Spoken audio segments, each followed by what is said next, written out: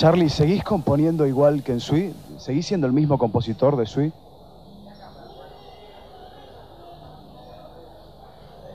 No sé en qué sentido me lo decís.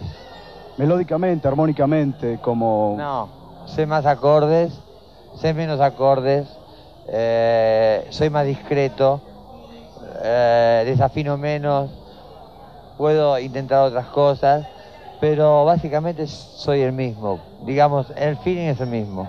Decime un tema de Sui que para vos es mucho, que nunca te olvidas de un tema de Sui. Bueno, Alto en la Torre, Rasguña en las Piedras, Canción para mi muerte, Instituciones. El gran éxito de Sui Generis yo creo que obedece al estilo cancionístico de Charly García, más que nada. Es un estilo muy accesible al gran público, muy accesible armónicamente. Las canciones son muy, te diría, tienen una magia que tiene una sencillez, pero al mismo tiempo son ingeniosas. Y yo creo que eso hace posible que un chico de 10, 11 años que empieza a tocar la guitarra encuentre fácil sacar Balada para mi muerte o canciones así, ¿no? Que son Canción para mi muerte, que son canciones fáciles de tocar y eso ha hecho que cale muy profundo, sobre todo la primera parte del cancionero de Sui Generis. Evidentemente Sui Generis perduró, ya creo que estamos al borde casi de la tercera generación, porque en una de esas creo que todas las letras y todo eso influía muchísimo, porque era lo mismo que le pasaba a la juventud de antes, la otra generación que le siguió y la de ahora, que también le sigue gustando Sui, es porque se identifican con lo que a nosotros mismos nos pasaba. Entonces esa es la única explicación sociológica que le doy a esto. A mí me llama mucho la atención, por ejemplo, incluso hay chiquitos, el otro día fui a tocar a Córdoba y había un chiquito de 8 años que casi me estaba al borde de olvidar la letra, que no llegaba, y el pibe se me la puso a cantar abajo, y después lo invité a subir conmigo y que terminamos cantando el tema juntos, uno de Sui, y tenía 8 años, cosa que es bastante inusual.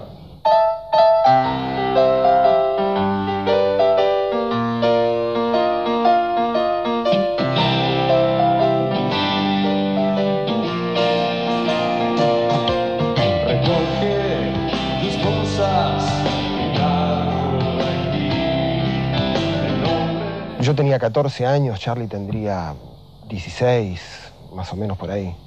Y enseguida empezamos a tocar, vi una guitarra ahí, empezamos a tocar. Yo le cantaba las canciones que yo conocía, yo no era compositor en esa época, y él me hizo escuchar canciones de él. Yo quedé alucinado y a él le interesó mucho la cosa de que, bueno, alguien que cante en inglés. Él me dijo que tenía la idea de armar una banda que se llamara Sui Generis, que había hecho otras cosas anteriores, pero que ahora estaba en esto, con un bajista y un baterista. Y al poco tiempo ya tuvimos nuestro primer show en un club que se llamaba Mariano Moreno, en la calle San Juan y Boedo. Nos pagaron y todo. Fue un comienzo medio bueno, ¿no? Y en el repertorio, que era muy interesante, ¿no? O sea, a mí me fascinaron siempre las canciones de Charly porque me parece que es la clase de composición que la toques como lo toca siempre suena bien. O sea, no depende del arreglo. Sin embargo, en esa época hacíamos muchas canciones de otros también. Hacíamos de repente 5 canciones de Charly y otras 5 de otra gente. Una de ellas era Sinfonía, Rapsodia en Azul de Gershwin. No, y de las canciones conocidas, digamos que después quedaron para el dúo, hacíamos Vida, hacíamos El Hada y el Cisne. Habían 2 o 3 temas, ¿no? Y bueno, nosotros empezamos a tocar y a mostrar cosas en la grabadora y de a poquito se fue decantando, más que todo se fueron cayendo de los Sui. En esa época uno de los primeros que se fue Mario Carlos Piegari, que es el que hizo Natalio Ruiz, hizo la letra de Natalio Ruiz. Bueno, él se fue porque no lo dejaban en la casa, algún problemas familiares. Una vez tuvimos que ir a tocar en la cancha de Boca, afuera de la cancha de Boca, en la calle, y la madre dijo, no podés ir a tocar a la calle. En realidad y de ahí no vino más. Lo más importante fue que Nito se quedó conmigo cuando había que separar los grupos en el colegio. Él vino conmigo, que se quedó cuando algunos de los integrantes se fueron porque se asustaron del rock and roll, de la vida del rock and roll y de cómo eran los conciertos de rock and roll. Y también lo más importante fue separarlo a tiempo. Hacia 1968, Charlie había compuesto una especie de ópera rock llamada Teo. Al año siguiente, el grupo quedó fuera de concurso en el festival Pin-Up, luego de presentar una canción llamada Monoblock. Después vendría una temporada en Mar del Plata, que sería decisiva para que Sui terminara siendo un dúo. Nosotros trabajábamos con Pedro y Pablo en el Teatro de la Comedia Marplatense, teatro que ya no existe, en el verano del 70 al 71, y apareció entonces un dúo de chicos casi adolescentes que venían a pedir tocar en el teatro, porque en el teatro tocábamos nosotros y tocaba la Cofradía de la Flor Solar. Antes de tocar con Pedro y Pablo había un poco de hambre en el ambiente musical nuestro. O sea, teníamos como para un sanguchito a la mañana y otro a la tarde. Y listo, no hay cena. Algún que otro pagadiós para cuando había que comer bien, había que correr bien. De las canciones de Sui Generis, por una cuestión generacional, nunca yo profundicé demasiado en interpretarlas, de manera que no conozco demasiado las armonías, pero si tuviera que elegir una y cantarla, creo que lo haría con bueno, yo para los títulos soy zapato, ¿no? Pero esa que es... Quizás porque soy un buen poeta, puedo pedirte que te quedes quieta hasta que yo termine estas palabras. Quizás porque soy un buen artista, puedo decir que tu pintura está lista y entregarte orgulloso este mamarracho. Quizás porque no soy buen negociante, no pido nada a cambio de darte lo poco que tengo, mi vida y mi sueño. Quizás porque no soy nada de eso, es que hoy estás aquí en mi lecho.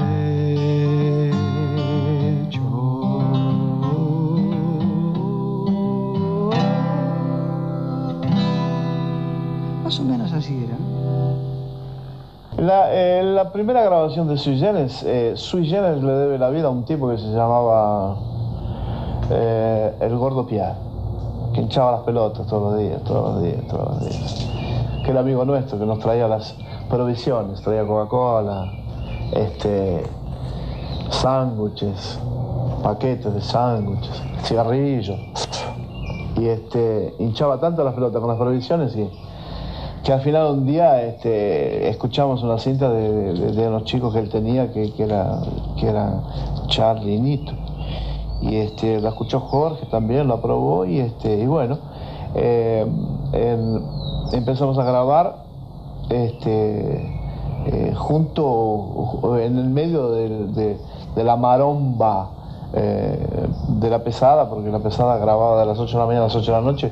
Nunca se sabía a qué horario y con quién estábamos grabando al mediodía. Me acuerdo cuando grabamos Canción para mi muerte, que a mí se me escapó un gallo cantando. ¿Para qué?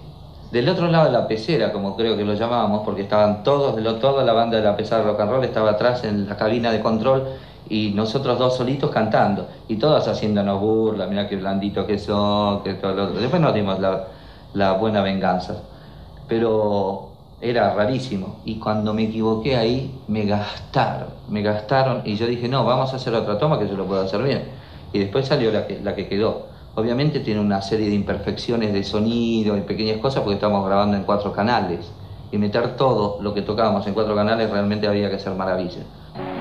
Vida, entre paréntesis, es cuando comenzamos a nacer. Es ese tema. En realidad nosotros lo llamábamos vida porque se llamaba vida. Sadaik dijo que vida ya había.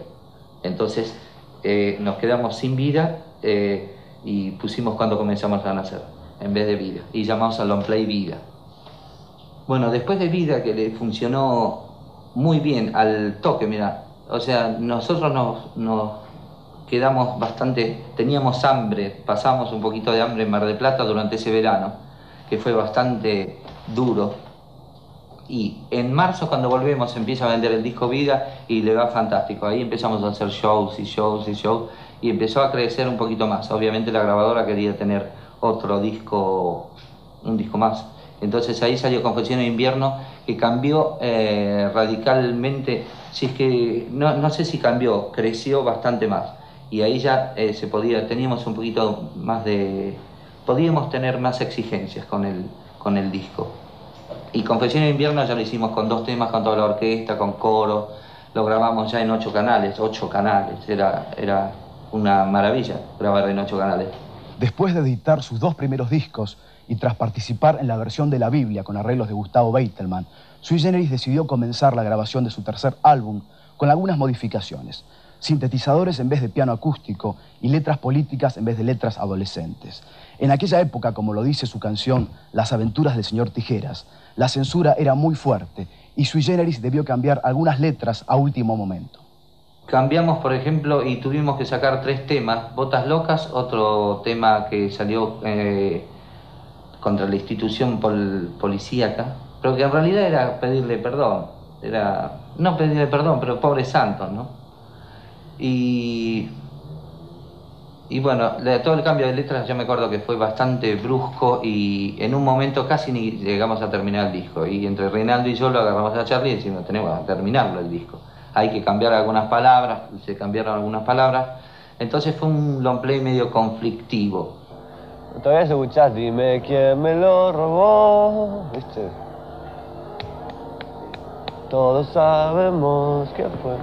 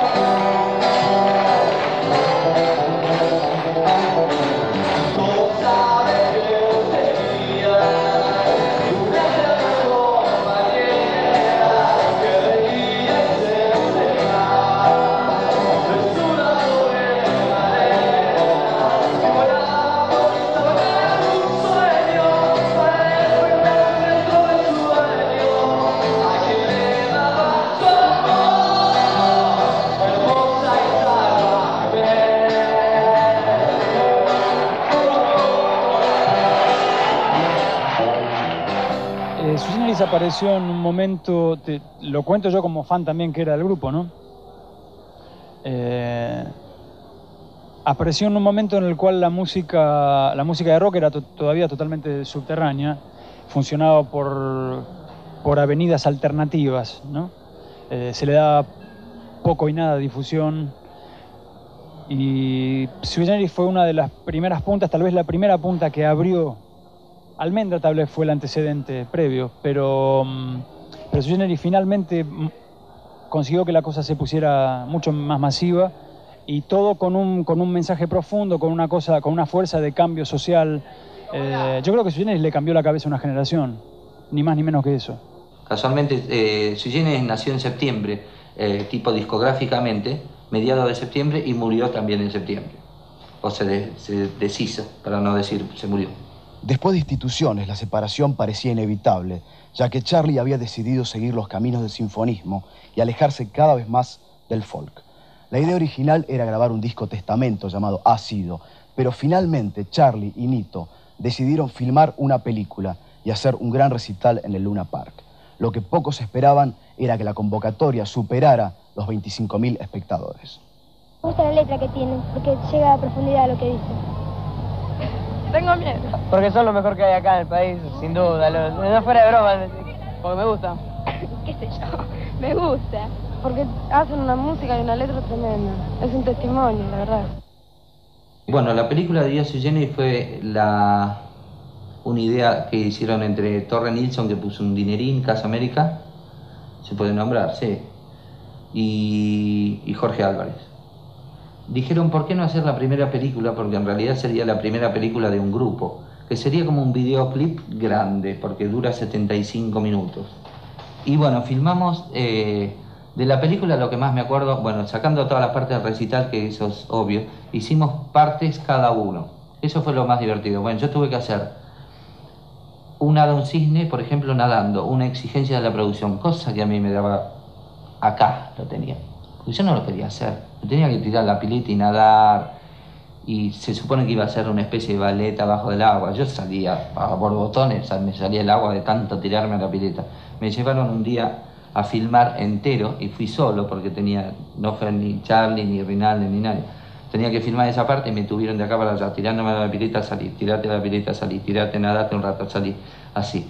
Terminé, pero muerto ese día, fusilado. Y todo quemado, quemado al sol, porque decían, bueno, espera un poquito, y hacía un calor de matarse. Pero bueno, esa parte fue la que menos me gustó, digamos, de la película. Y la que más me gustó fue Mr. Jones. Era emocionante, yo me acuerdo que nos asomábamos por la cortinita a ver la gente y mirábamos de un lado para el otro, estaba llenísimo. Las dos funciones, como si fuese a hacer dos funciones de nada, son dos funciones en el Luna Park al mango.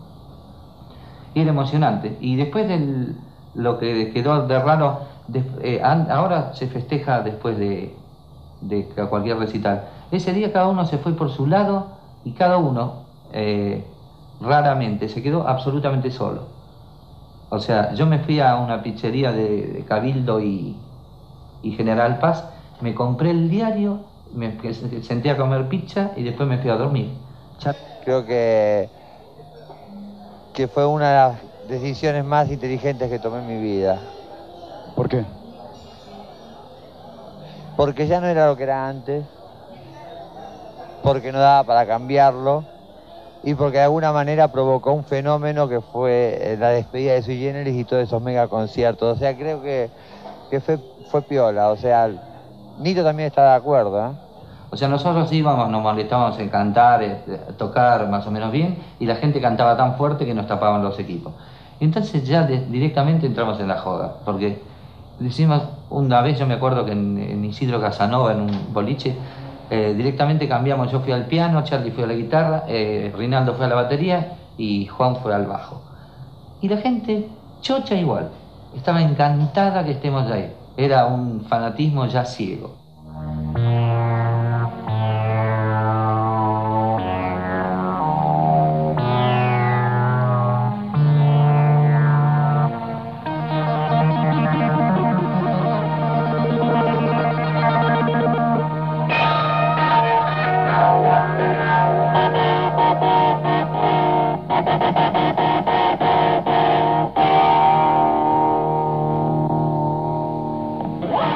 Yo lo conozco a Charlie en el colegio secundario. Hacemos el colegio secundario juntos.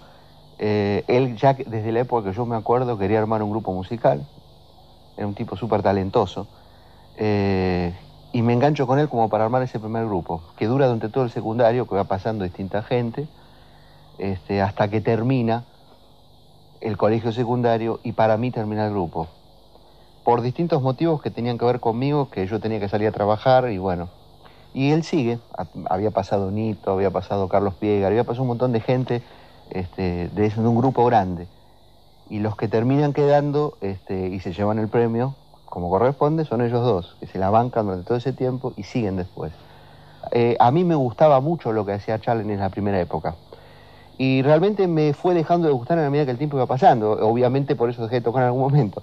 Pero realmente me gustaba mucho en serio, o sea, no lo hacía como trabajo profesional, mi trabajo habitual es músico profesional, o sea, yo incluso había dejado trabajos profesionales para volver con ellos, Y me gustaba en serio lo que hacía, me gustaba el contenido de la cosa, me parecía una cosa absolutamente novedosa, que era nueva en cuanto a letra, que entraba la música, me parecía que tenía una polenta bárbara. Y después me empezó a dejar de parecer eso. O sea, eso no quiere decir que lo que yo diga esté bien o esté mal. Evidentemente, ese asunto siguió.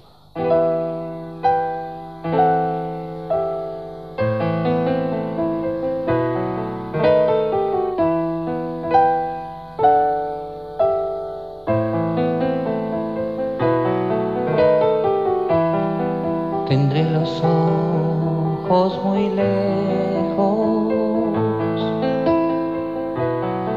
y un cigarrillo en la boca,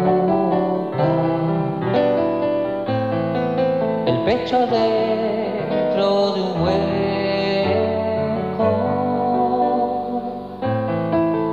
y una gata medio loca. Un escenario vacío, un libro muerto de pena, un dibujo destruido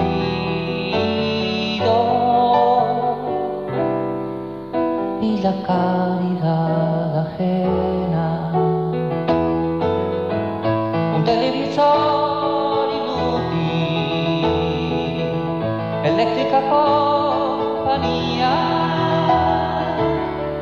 la radio todo volumen y una prisión que no es mía.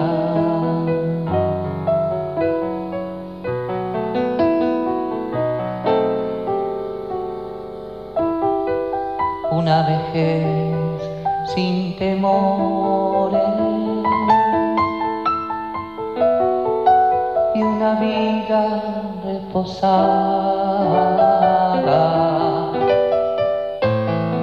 ventanas muy agitadas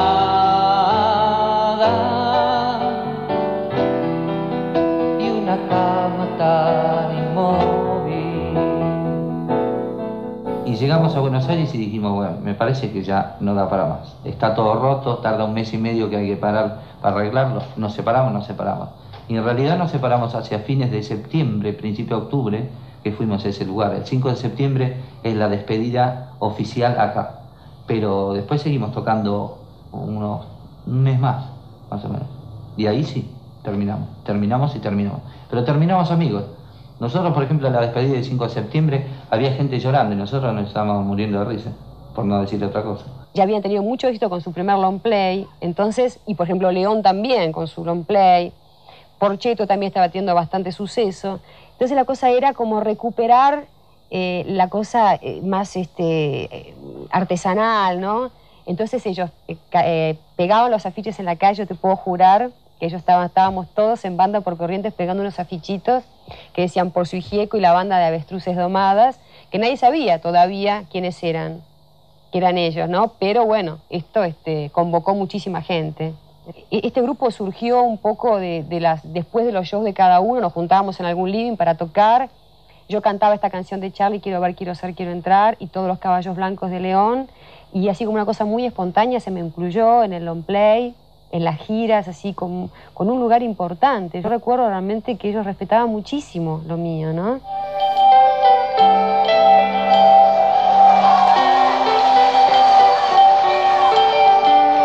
Benito. Ya en 1982, Charlie debutaba como solista con Yendo de la cama al living, donde Nito figuraba como invitado en el tema Superhéroes.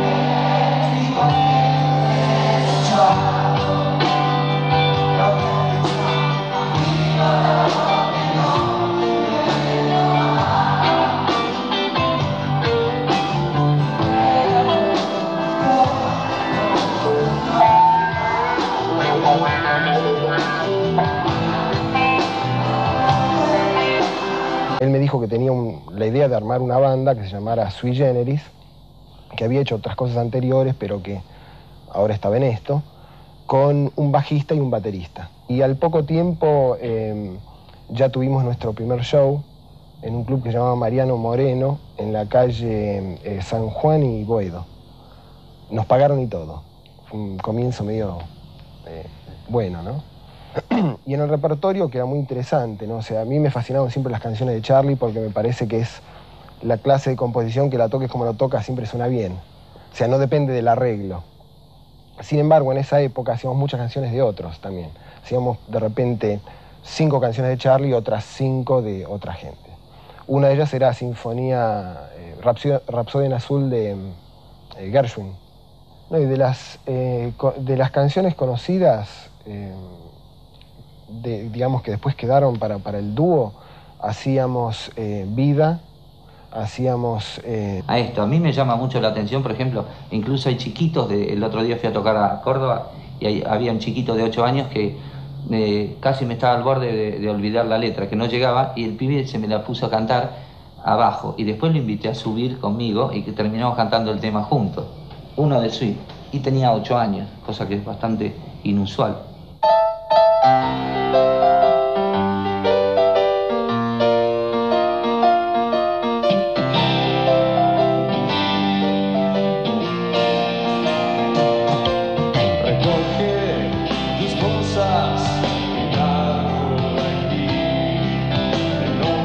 Yo tenía 14 años, Charly tendría 16, más o menos por ahí. Y enseguida empezamos a tocar, vi una guitarra ahí, empezamos a tocar. Yo le cantaba las canciones que yo conocía, yo no era compositor en esa época, y él me hizo escuchar canciones de él. Yo quedé alucinado y a él le interesó mucho la cosa de que, bueno, alguien que cante en inglés. Que tiene una sencillez, pero al mismo tiempo son ingeniosas.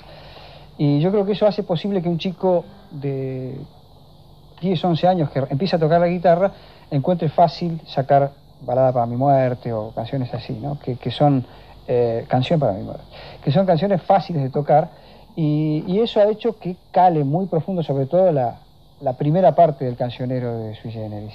Evidentemente Sui Generis perduró, ya creo que estamos al borde casi de la tercera generación, porque en una de esas creo que todas las letras y todo eso influía muchísimo, porque era lo mismo que le pasaba a la juventud de antes, la otra generación que le siguió y la de ahora, que también le sigue gustando Sui, es porque se identifican con lo que a nosotros mismos nos pasaba. Entonces esa es la única explicación sociológica que le doy al... El Ave y el Cisne, habían 2 o 3 temas, ¿no? Y bueno, nosotros empezamos a tocar y a mostrar cosas en la grabadora y de a poquito se fue decantando, más que todo se fueron cayendo de los Sui. En esa época uno de los primeros que se fue Mario Carlos Piegari, que es el que hizo Natalia Ruiz, hizo la letra de Natalia Ruiz. Bueno, él se fue porque no lo dejaban en la casa, problemas familiares. Una vez tuvimos que ir a tocar en la cancha de Boca, afuera de la cancha de Boca, en la calle, y la madre dijo, no podés ir a tocar a la calle. En realidad y de ahí no vino más. Lo más importante fue que Nito se quedó conmigo cuando había que separar los grupos en el colegio. Él vino conmigo, que se quedó cuando algunos de los... Charly, ¿seguís componiendo igual que en Sui? ¿Seguís siendo el mismo compositor de Sui?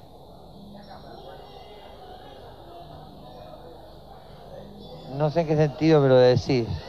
Melódicamente, armónicamente, como... No, sé más acordes, sé menos acordes, soy más discreto, desafino menos, puedo intentar otras cosas, pero básicamente soy el mismo. Digamos, el feeling es el mismo. Decime un tema de Sui que para vos es mucho, que nunca te olvidas de un tema de Sui. Bueno, Alto en la Torre, Rasguña en las Piedras, Canción para mi muerte, Instituciones. El gran éxito de Sui Generis yo creo que obedece al estilo cancionístico de Charly García, más que nada. Es un estilo muy accesible al gran público, muy accesible armónicamente. Las canciones son muy, te diría, tienen una magia